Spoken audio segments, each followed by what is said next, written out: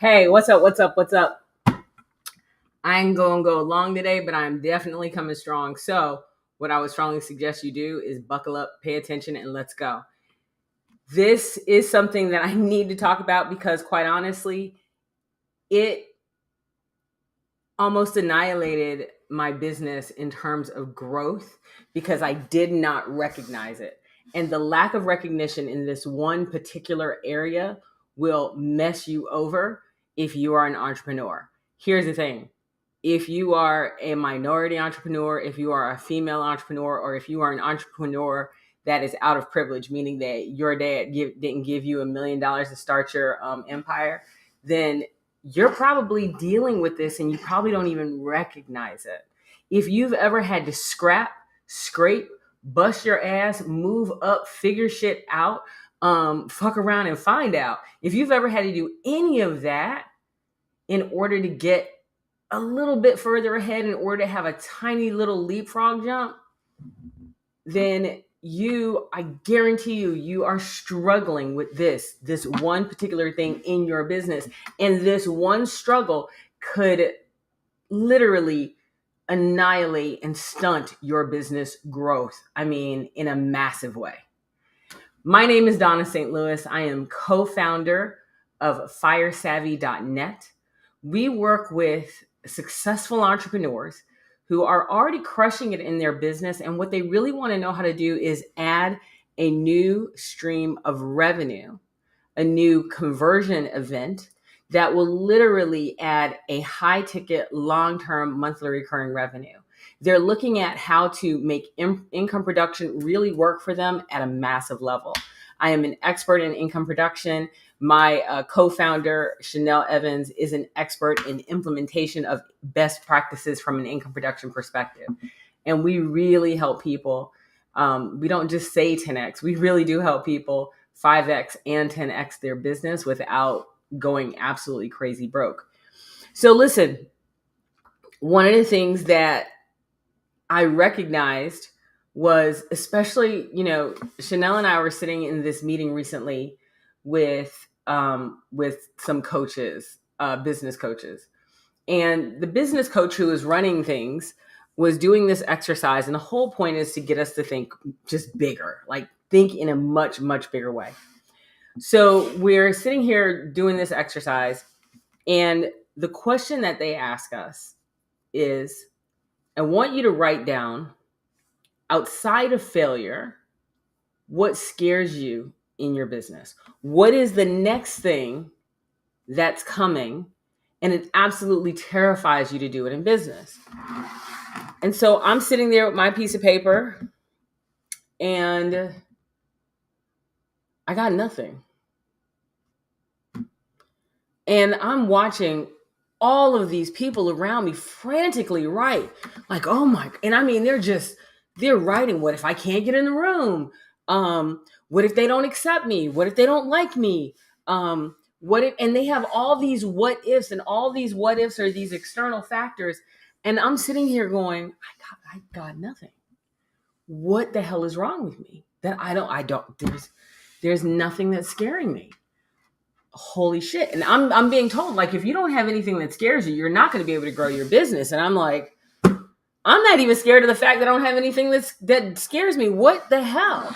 Right? Like, maybe I need to go to the doctor and find out what's wrong with me, the thing that I have a lack of fear of fears or whatever. So I'm sitting here and I literally can come up with nothing. Absolutely nothing. What scares me in business? To lose it all? No, I was homeless. So the only difference between then and now is that instead of living in the back of an old Dodge Omni, I live in the back of a Range Rover Velar. It's slightly more comfortable. What, that I'll lose my house? I've lost a house. That I'll lose a car? I've lost a car. That I have to go bankrupt? I've gone bankrupt. That I'd have to start over? Hell, I walked out 7 years ago with $1,500 and I started over. And now I have two commas in my account. And did that in a relatively short amount of time. So what is it that really scared the crap out of me? And I'm sitting there and I couldn't come up with anything. So I couldn't wait to go back and talk to my business partner and Chanel and one of our fireproof clients and ask her. I'm like, okay, so what scares the hell out of you, and what scares the hell out of you? And Chanel was like, nothing. And I'm like, no, but for real in business, like, what scares you? And she's like, nothing. And I'm like, no, we got to have something. She goes, I don't have anything. So then I go and I talk to Deanna, and I'm like, Deanna, what scares you? Like, in business, what scares the hell out of you right now? Deanna sat down and she wrote, and she goes, nothing. She goes, what, that I won't get it done? And I'm like, yeah, but you're going to get it done. I mean, and she goes, I'm like, what does it scare you to do? Right? Not what are you scared that you won't achieve? What are you scared to do? Like right now, like Deanna, what are you scared to do? Nothing. I was like, shit. So now I'm screwed because I cannot grow my business because I cannot figure out what scares me. But here's the thing. Sometimes what matters as much as the question is the person who's asking it. And I know this is right now, I'm going to just rub some people the wrong way, but fuck it. You're going to get rubbed today. When you are a person who comes from a certain level of privilege, the things that scare you and the things that scare me are different. See, I was homeless. Deanna, she fought cancer well before the age of 40 and won. Chanel has dealt with massive medical issues within her own family and still continued to run her business. We've lost everything and gained it all back. So those are not the things that we're afraid of, but that was all the things that were written on our colleagues' papers. People were scared of not being accepted in the room. Honey, Black women haven't been accepted in lots of rooms. We ain't scared of that. We know exactly what that feels like. They were scared that people don't like them. I'm like, a lot of people don't like me. I'm literally a rebel. I'm scared I'm going to lose it all. I've lost it all. Yeah, I did that. What if I lose my home? Lost that. What if and so their what ifs that they were coming up with, and I'm not saying their fears weren't real. Their fears were very real to them. But when you've already gone through the struggle, then you realize that that's the bullshit behind you and that it's not going to be in front of you. And therefore, those are no longer fears of yours. You face down the monsters. You face down the dragon. So that right there for you is just bullshit and fuckery that you don't even care about. But if you don't have any fears, how do you grow your business?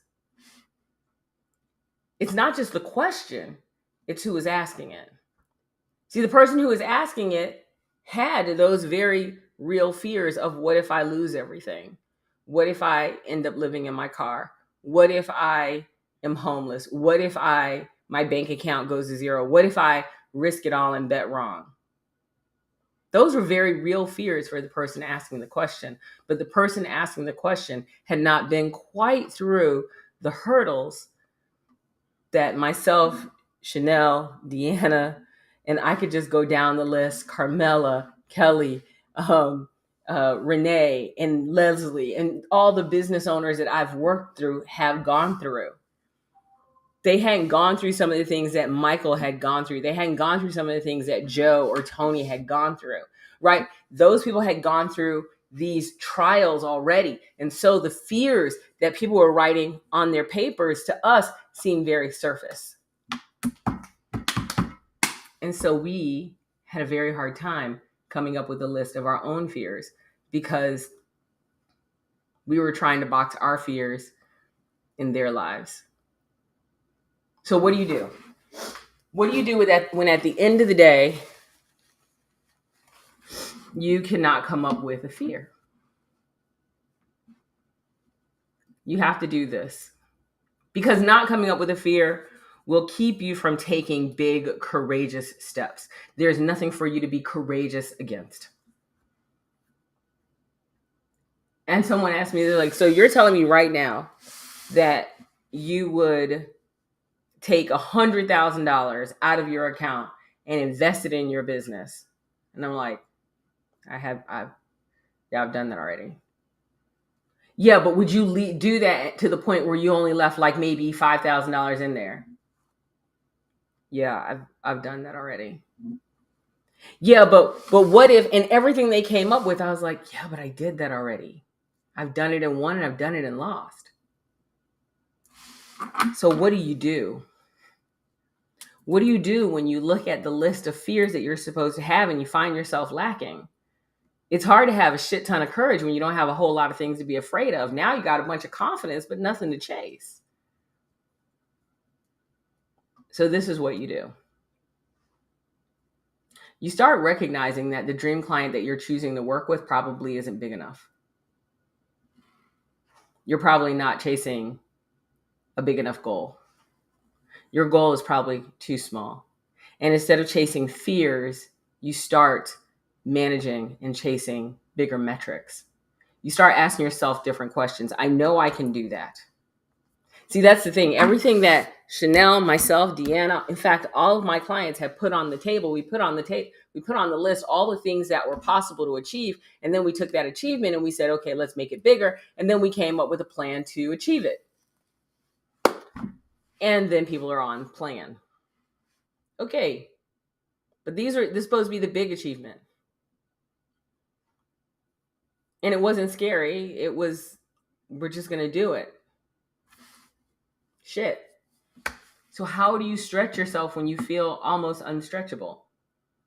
You look at 3 different things. First, time. Yes, I know I can do it. How do I do it faster and keep the same level of quality? Okay, now we're pushing. Oh, you're going to do it in 6 months? How can you do it in 3 months with the same level of quality? Okay, effort. Okay, how can you do more within that same 6-month time frame? Money. How can you do all the things that you said you were going to do for half the price? See, this is where innovative thinking comes in. Okay, that dream client you're going after, what's the next dream client after that? How do you leapfrog 2 or 3 dream clients and go after the dream client you didn't think you could go after? In other words, instead of going after the entrepreneur who's making 6 figures, why not go after the one who's making 7 or 8 figures? What can you offer them? When you've already been through so many struggles, the entrepreneurial struggle might not be as real as you think it is. So you have to make it real for you to truly succeed. Let me say it one more time. When you've gone through so many struggles, the entrepreneurial struggle may not be as real as it feels. Yeah, it could be tedious, but it's not scaring the shit out of you when you've already gone through so much shit. It's scarier to get a job for many of us. That's the fear. So now what do? You have to start asking yourself different questions. How can I do it faster and keep the same level of quality? How can I do it better and do more within 6 months and keep the same level of quality? How do I do more for half the price, for half the expense, and keep the same level of quality? How do I go after a different higher level client and deliver the higher level value? How do I stretch and push myself in another way that I didn't think possible? That's what you have to do. That might not scare you, but I hope the hell it motivates you, because that's your next level. And I get it. You struggled. You've gone through some stuff, and that's why you chose to be an entrepreneur. Your previous struggle could be the thing that makes you strong, but it could also be the thing that makes you keep from taking bold, courageous action. Take that bold, courageous action. Thought it was hard to find, but it's actually right there in front of you. Do the next level shit now. Double dog dare you.